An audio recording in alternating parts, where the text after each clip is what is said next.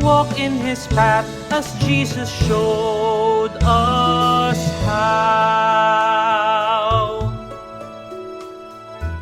Magandang araw po sa ating lahat. Pagpalain tayo ng Diyos sa ating po pagpapatuloy sa ating serye ukol sa buhay Kristiyano ay ating pagdinilayan sumandali ang ikalabinlimang talata ng ikalimang kabanata ng unang sulat ni San Pablo sa mga taga-Tesalonika, kung saan niya sinasabi ang ganito.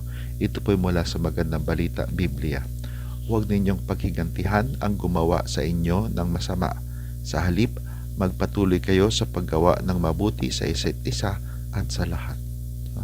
Dito po ay sinasabi ni San Pablo sa kanyang mga tagapakinig sa Tesalonika at maging sa atin at kung sino mang nangangailangan ng mga salitang ito na huwag gumanti. No?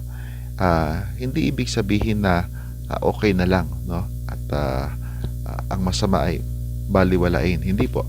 Ang sinasabi po ni San Pablo dito ay yung pananadyang gumawa ng masama sa iba, no? Yun po ay masama, no?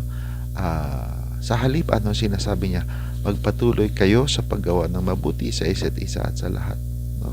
Sabi nga ng isang banal na tao, no?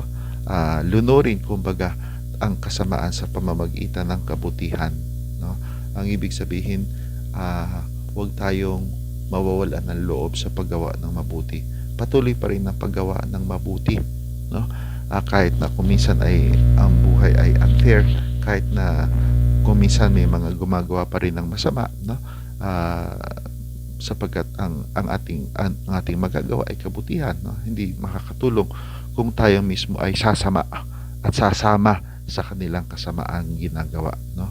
Kaya sa ating pagsisikap sa tulong ng Diyos, tayo ay magwawagi sa wakas, no?